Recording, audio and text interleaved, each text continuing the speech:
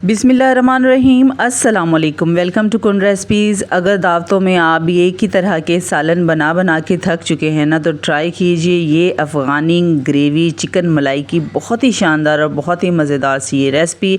ये इतनी मज़ेदार और डिलीशियस बनती है ना, जब आप घर पर बनाएंगे ना तो कोई यकीन नहीं कर पाएगा कि ये आपने घर पर बनाई है। तो इस बार घर पर ट्राई करें ये मज़ेदार सी अफ़गानी मलाई चिकन कढ़ाई की बहुत ही मज़ेदार बहुत आसान रेसिपी है। हम इस तरीके से बनाएंगे कि जो गोश्त है ना वो रुई की तरह नरम बनेगा और अंदर से जो ब्लड है ना वो तो बिल्कुल भी नज़र नहीं आएगा। तो रेसिपी मैं स्टार्ट करती हूँ।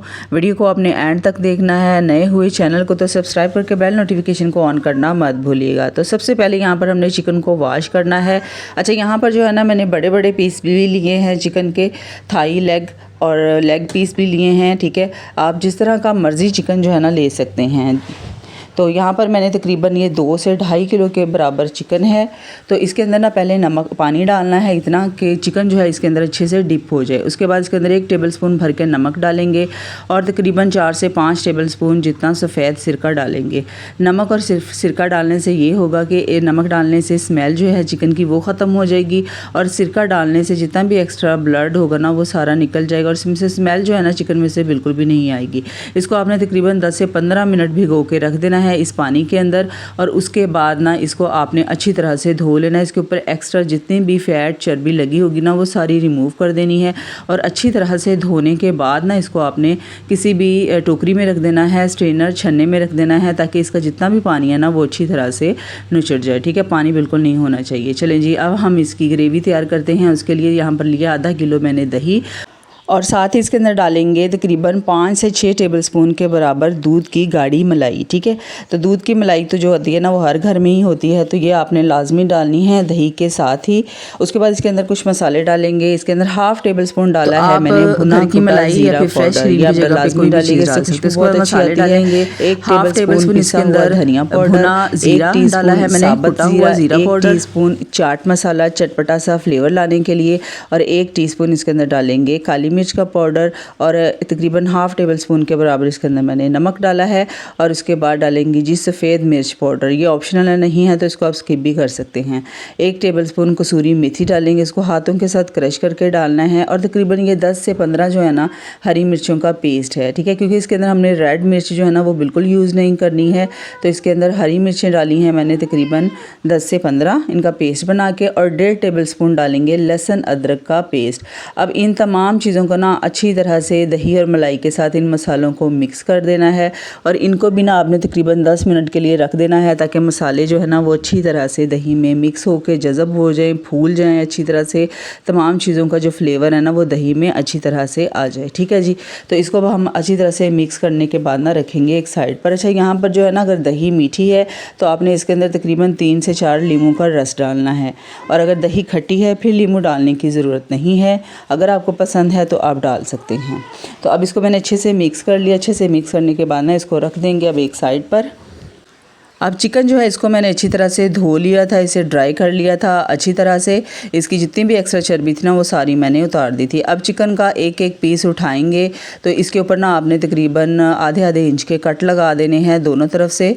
ठीक है, इस तरीके से सारे चिकन के ऊपर ना आपने इसी तरीके से कट लगाने हैं। इस तरह से कट लगा के आप ये इसकी मैरिनेशन जब हम करेंगे ना तो इसके अंदर मसाला जो है वो अच्छी तरह से जज़ब हो जाएगा और ये बड़ा मज़ेदार सा जो है ना चिकन का फ्लेवर आएगा और चिकन बहुत मज़ेदार चटपटा बनेगा। तो बस इसी तरीके से सारी जो चिकन के पीसीज हैं ना इनके ऊपर इस तरह से कट लगा लेना। अच्छा, ज़रूरी नहीं है कि आपने ये थाई और लेग के स्लाइस बड़े बड़े पीसीज ही लेने हैं। आप छोटे साइज़ में जो चिकन होता है ना जैसे हम बाज़ार से पकाने के लिए मंगवाते हैं वैसा चिकन भी ले सकते हैं। तो उसके बाद ना इसके अंदर डाल देंगे जो हमारी दही वाली जो ग्रेवी है ये डाल देंगे। अब चिकन को ना अच्छी तरह से इसके अंदर मिक्स करना है। फिंगर की मदद से ना जितने ये कट लगाए ना इनके अंदर ये दही वाला मसाला अच्छी तरह से भर देना है। अच्छी तरह से इसकी मिक्सिंग करनी है सारे चिकन के स्लाइसिस के ऊपर ताकि इसके अंदर मसाले अच्छे से जज़ब हो जाए। अगर आपको जल्दी है तो इसको आधा घंटा आप जो है ना मैरिनेट करके रख सकते हैं, लेकिन अगर आपको पता है कि आपने मेहमानों की दावत करनी है तो तकरीबन 4 से 5 घंटे तो इसकी मैरिनेशन आपने लाजमी पहले करके रख लेनी है। इसके ऊपर ढक्कन लगा देंगे। तो मैंने तकरीबन 4 से 5 घंटे ही इसे रखा था। अब हम एक फ्राई पैन में डालेंगे घी। तकरीबन मैंने इसके अंदर आधा कप डाला है। تو فرائی پین آپ کوئی سا بھی لے سکتے ہیں، میں نے یہاں پر گریل والا لیا ہے، سمپل فرائی پین بھی لے سکتے ہیں۔ تو فلیم جو ہے نا یہ تھوڑی سی تیز کر دینی ہے، ایک ایک چکن کا پیس جو ہے نا اس طریقے سے فرائی پین میں سیٹ کر کے رکھیں گے، اور اس کو نا ہم نے اتنی دیر تک فرائی کرنا ہے کہ چکن کے اوپر گولڈن کلر آ جائے۔ تقریباً 3 منٹ جو ہے نا تیز فلیم پہ ایک طرف سے پکا لینا ہے، اس کے بعد اس کی سائڈ چینج کرنی ہے۔ دیکھیں اس کے اوپر گولڈن سا کلر آ چکا ہے۔ چکن جو ہے نا یہ ابھی اچھی طرح سے پکا نہیں ہے، اندر سے کوک نہیں ہوا ہے، صرف ہم نے ان کو اتنا فرائی کرنا ہے کہ اس طرح سے نا اوپر گولڈن کلر آ جائے، کیونکہ ابھی ہم نے ان کو مزید کوک کرنا ہے۔ تو بس اس طرح سے گولڈن کلر آنے کے بعد نا سارا چکن آپ نے اسی طریقے سے فرائی کر لینا ہے۔ سارا چکن فرائی کرنے کے بعد نا ایک طرف رکھ دیں گے نکال کے۔ اب یہاں پر لیں گے پیاز، تو یہاں پر میں نے تقریباً 3 عدد بڑے سائز کے پیاز لیے ہیں۔ ان کو اس طرح سے آپ نے بڑے بڑے سلائسز میں کٹ کر لینا ہے، ایک برتن میں ڈالیں گے اور اس کے اندر ڈالیں گے 1 گلاس پانی کا، اور اس کو نا ہم نے بوائل کرنا ہے پیازوں کو اس وقت تک جب تک یہ اچھی طرح سے سافٹ نہیں ہو جاتے۔ تقریباً 6 سے 7 منٹ ہی لگیں گے، ڈھکن آپ لگا دیجیے گا اوپر۔ اس کے بعد جب پانی جو ہے نا وہ آدھا رہ جائے، اس کے بعد پانی سمیت ان پیازوں کو تھوڑا سا ٹھنڈا کر لینا ہے، اس کے بعد ان کا پیسٹ بنا لینا ہے۔ پیسٹ بنانے کے بعد نا اب ہم کڑاہی میں ڈالیں گے 1 کپ گھی کا، اور اس کے اندر یہ جو ہم نے پیازوں کا پیسٹ بنایا ہے یہ ڈال دیں گے۔ اب پیازوں کے ساتھ جو ہلکا پھلکا سا پانی ہے نا اس کو تھوڑا سا ہم نے ڈرائی کر لینا ہے۔ تو فلیم جو ہے نا یہ آپ نے تھوڑی سی تیز کر لینی ہے، تیز فلیم پہ اس کو پانی کو خشک کر لینا ہے۔ بس اس کا جو کلر ہے نا پیازوں کا یہ آپ نے چینج نہیں ہونے دینا، ان کو اپنے وائٹ ہی رکھنا ہے، ٹھیک ہے۔ تو بس تھوڑی ہی دیر لگے گی، تقریباً 4 سے 5 منٹ، اور اس کے بعد پیازوں کا پانی خشک ہو جائے گا۔ اس کے بعد جو دہی والی گریوی بچ گئی تھی نا وہ ساری کی ساری پیازوں کے اندر ڈال دینی ہے، اچھی طرح سے نیٹ کلین کر لینا ہے، ٹھیک ہے۔ تو اس پوائنٹ پہ نا آپ مسالے وغیرہ بالکل نہیں ڈالنے ہیں، کیونکہ دہی میں ہم نے آلریڈی مسالے سارے ڈال دیے تھے۔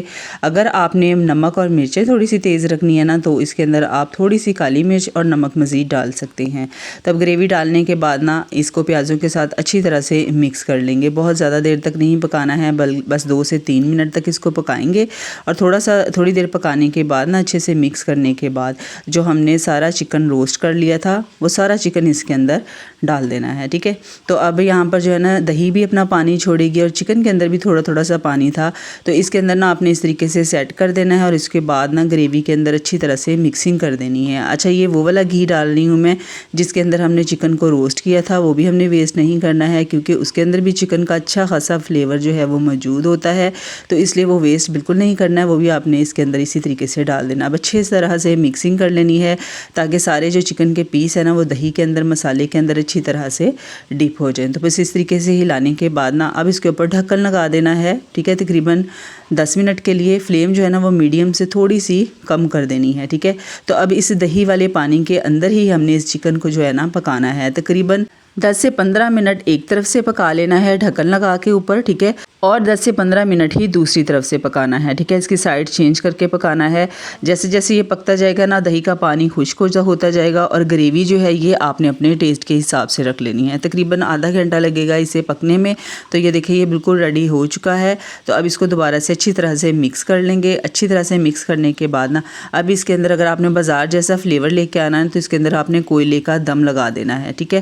2 کوئلے لے کے نا ان کو اچھی طرح سے گرم کر لینا ہے چولہے کے اوپر۔ جب وہ ریڈ ہو جائیں اس کے بعد ان کو کٹوری میں ڈال کے نا اس کے اوپر تھوڑا سا گھی ڈال دینا ہے، اور جب آپ نے بالکل سینٹر میں رکھنا ہے تو یہ میں نے اس کے اندر فریش کریم ڈالی ہے، تقریباً آدھا کپ فریش کریم ڈالنے کے بعد نا اب اچھی طرح سے اس کی مکسنگ کر دیں گے۔ اس کے اوپر ڈسٹ کر دیں گے تھوڑا سا پسا ہوا گرم مسالہ پاؤڈر بہت پیاری سی خوشبو کے لیے، اور تھوڑا سا ہرا دھنیا ڈال دیں گے، یہ آپ لازمی ڈالیں گے، اس سے خوشبو بہت مزے کی آتی ہے۔ فلیم بند کر دیں گے اور ڈھکن لگا دیں گے صرف 2 منٹ کے لیے۔ اس کے بعد آپ نے اس طریقے سے اسے ڈش آؤٹ کر لینا ہے۔ یقین کریں بہت ہی مزیدار، بہت ڈیلیشیس بنتی ہے، گارنٹی ہے آپ کو بہت پسند آئے گی۔ لازمی ٹرائی کیجیے گا، کسی بھی دعوت میں آپ یہ شامل کیجیے گا، تو مجھے ضرور فیڈ بیک دیجیے گا ریسپی آپ کو کیسی لگی ہے، اور ایسی ہی مزید آنے والی مزے کی ویڈیوز کے لیے چینل کو سبسکرائب کر کے بیل نوٹیفیکیشن کو آن ضرور کر لیجیے گا۔ ملتے ہیں نیکسٹ ویڈیو میں، اللہ حافظ۔